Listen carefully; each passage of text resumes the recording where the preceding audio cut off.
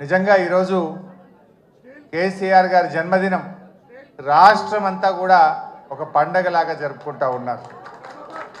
కేసీఆర్ అంటే ఒక వ్యక్తి కాదు, కేసీఆర్ అంటే ఒక నాయకుడు కాదు, కేసీఆర్ అంటే 4 కోట్ల ప్రజల భావోద్వేగం. 1954లో మన కేసీఆర్ గారు పుట్టారు. ఇప్పుడు 2024 25వ సంవత్సరం. అంటే కేసీఆర్ గారు పుట్టిన 2 ఏళ్లకే ఉన్న తెలంగాణను ఆంధ్రలో కలిపింది ఆనాటి కాంగ్రెస్ పార్టీ. 1969లో మలిదశ తెలంగాణ ఉద్యమం వచ్చినాడు కేసీఆర్ గారి వయసు 15 సంవత్సరాలు.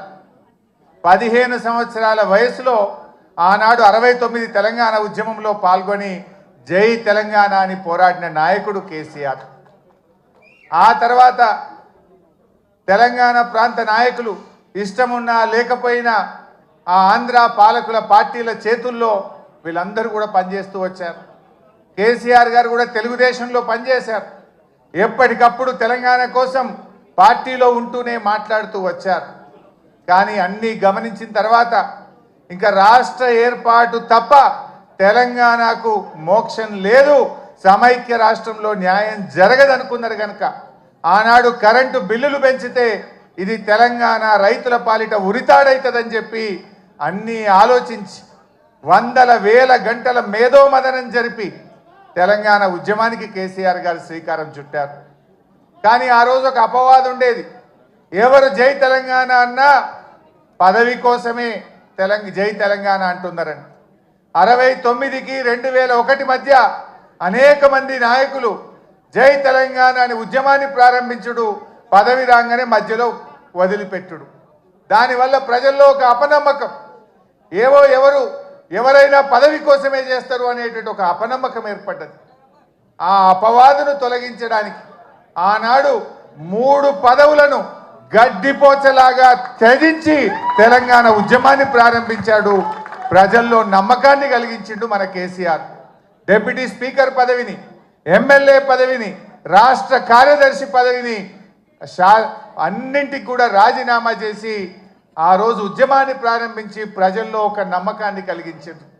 ప్రొఫెసర్ జయశంకర్ గారు మాతో అనేవాడు, ఎప్పుడన్నా మేము మాట్లాడితే నాకు కేసీఆర్ మీద సంపూర్ణమైన విశ్వాసం ఉంది, ఈయన నాయకత్వంలో తెలంగాణ వస్తుందని నేను నమ్మిన కనుక కేసీఆర్ వెంట నడుస్తున్నా, కేసీఆర్ను ఆశీర్వదిస్తున్నా అని జయశంకర్ గారు చెప్పారు. అంటే అట్లా జయశంకర్ లాంటి ఎంతోమంది మేధావులు కేసీఆర్ గారి మీద విశ్వాసంతో వారితో కలిసి నడిచిండ్రు. ఆ నమ్మకాన్ని కూడా కేసీఆర్ గారు నిలబెట్టిండ్రు. మనకు తెలుసు, నా అదృష్టం 2001 నుంచి కూడా కేసీఆర్తో పనిచేసే అదృష్టం నాకు దొరికింది. నేను చూసేవాడిని కేసీఆర్ ఎంత మదన పడేవాడో, ఎంత బాధపడేవాడో దగ్గరగా చూసేవాడిని. కొంతమంది కేసీఆర్ గారి మీద వ్యక్తిత్వ హననానికి పాల్పడేవారు. రకరకాలుగా ఆయనను ఎన్ని రకాలుగా బదనాం చేసేవారంటే, ఒకడైతే ఇక బీమార్ అయింది ఇక లేస్తనే లేడంటాడు, ఇంకోటి అంటాడు. ఎన్ని రకాలుగా వేధించినా, బాధ పెట్టినా, వ్యక్తిత్వ హననానికి పాల్పడినా మొండి ధైర్యంతో ఆయన పోరాటం చేసిండు, తెలంగాణ వైపు అడుగులు వేసిండు. That is KCR.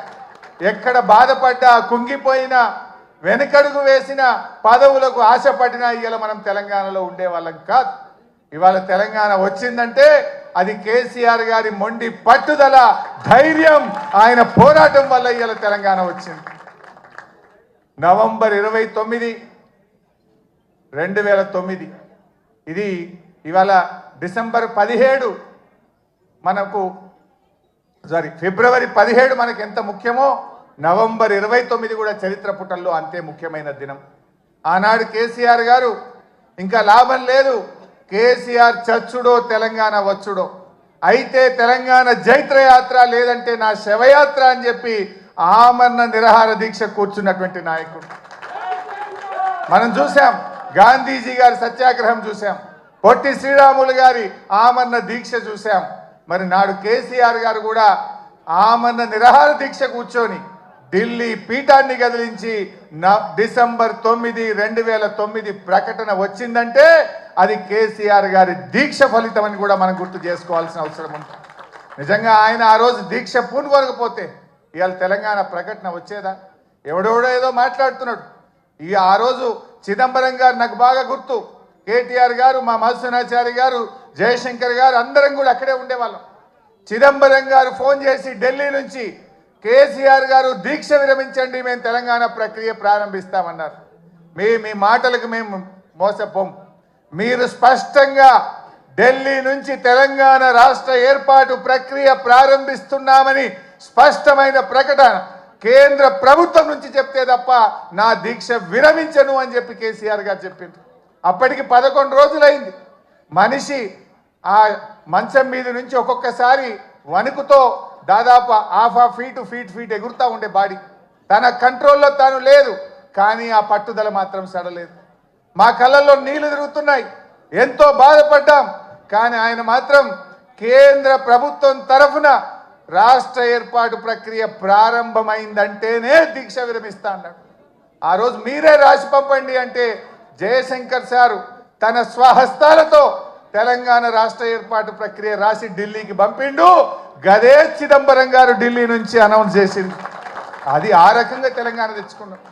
తెలంగాణ తేవడమే కాదు, తెచ్చిన తెలంగాణను, అప్పుడే పుట్టిన బిడ్డను కన్న తల్లి ఎంత ప్రేమగా పెంచుకుంటుందో కేసీఆర్ గారు 10 ఏళ్లలో తెలంగాణను ఒక తల్లిలాగా తీర్చిదిద్దాడు.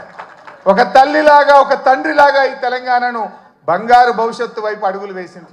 ఏ తల్లైనా పుట్టిన బిడ్డను నాకంటే గొప్పగా ఉండాలని, బంగారు భవిష్యత్తు ఉండాలని ప్రతి తల్లి తన కొడుకు కోసం, తన బిడ్డ కోసం తపిస్తుంది.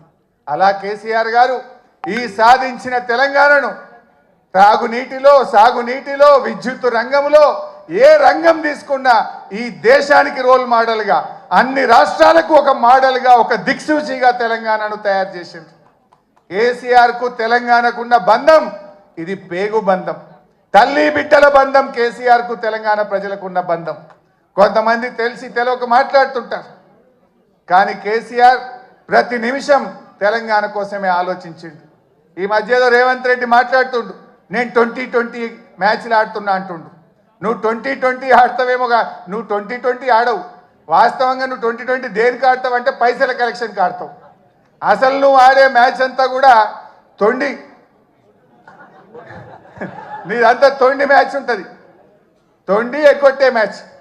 ఏంది నీ మాటల్లో తొండి, హామీల అమలులో ఎగ్గొట్టేది ఉంటుంది నీ దగ్గర. కానీ కలెక్షన్లో మాత్రం 2020 ఆడతావు నువ్వు. ఎందుకంటే నువ్వు ఎన్ని రోజులు ఉంటావో నీకే తెలియదు. ఆగమాగం ఉండవు నువ్వు. దీపం ఉండగానే ఇల్లు చక్క పెట్టుకోవాలని 2020 కలెక్షన్ స్టార్ట్ చేసినావు. కానీ కేసీఆర్ అన్నీ ఆడతాడు. ఆయన టెస్ట్ మ్యాచ్ అయినా అద్భుతంగా ఆడతాడు, వన్డే అయినా అద్భుతంగా ఆడతాడు, 2020 అయినా ఆడతాడు. ఎప్పుడు ఏదాడలో గదా ఆడతాడు. కేసీఆర్ ఎప్పుడు ఏదాడాలో ఆడతాడు. అవసరమైతే డిఫెన్స్ కొడతాడు, అవసరమైతే 6 కొడతాడు. కానీ ఇవాళ తెలంగాణ ప్రజలు ఏ పల్లెల్లో పోయినా, ఎక్కడ పోయినా ఏమంటున్నారు? మళ్ళీ కేసీఆరే రావాలి, మా కేసీఆర్ మాకు కావాలి అని ప్రతి నోట. ఇది నేనేదో ఉపన్యాసం కోసం చెప్తలేను. కారులో పోతా ఉంటే సిగ్నల్ పడితే పాపం ఉన్నది, ఇట్లా తలుపు కొట్టి అద్దం దించి సార్ కేసీఆర్ కావాలి, మళ్ళా మనమే రావాలి, వీడు బాగలేడని.